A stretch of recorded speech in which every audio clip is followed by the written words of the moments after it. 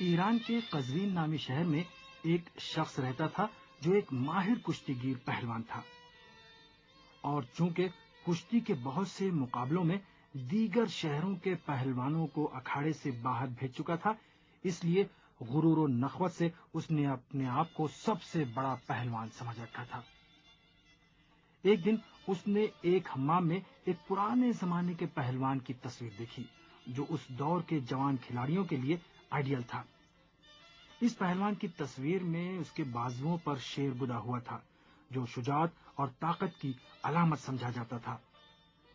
اس جوان پہلوان نے اپنے دل میں کہا کہ اب جب کہ سبھی پہلوانوں کو میں شکست دے چکا ہوں تو اپنے اوپر ایسا گدنا گدواؤں جس سے لوگ مجھے بھی ایران کے بڑے بڑے پہلوانوں میں گننے لگیں۔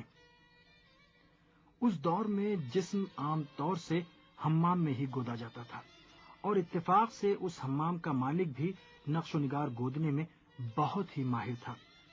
وہ لوگوں کے جسموں پر ایسا نقش گود دیتا تھا جو حریر و دیبا کے نقوش سے بھی خوبصورت ہوتا تھا۔ اس دور میں جسم پر نقش و نگار گودنے کے لیے جدید وسائل و آلات نہیں ہوتے تھے۔ جو اپنے جسم پر نقش و نگار گدواتے انہیں بہت زیادہ درد برداشت کرنا پڑتا۔ اس پہلوان نے جسم پر نقش و نگار گودنے والے استاد سے کہا، میری پیٹھ پر ایک خوبصورت شیر بنا دو۔ استاد نے اپنے آلے کو تیار کیا جو نشتر کی مانند ایک چبھنے والی چیز تھی جسے فارسی میں نیشتر کہتے ہیں۔ جیسے ہی اس نے پہلا نیشتر اس پہلوان کی پیٹھ میں چبھویا، اسے بہت زیادہ درد کا احساس ہوا۔ وہ چیخ کر کہنے لگا، ارے استاد کیا کر رہے ہو؟ درد سے میرا برا حال ہو رہا ہے۔ استاد نے تعجب سے اسے جواب دیا، کیا تم نے نہیں کہا تھا کہ گودنا گود دوں؟ وہی کر رہا ہوں۔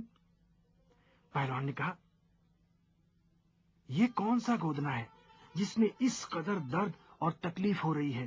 استاد نے کہا، شیر بنا رہا ہوں۔ پہلوان نے کہا، شیر کے جسم کے کس حصے کو بنانا شروع کیا ہے؟ استاد نے کہا، دم کو۔ پہلوان نے کہا، میں بغیر دم کا شیر گدوانا چاہتا ہوں، اس کی دم ہاتھیوں کے ساتھ لڑائی میں کٹ گئی ہے۔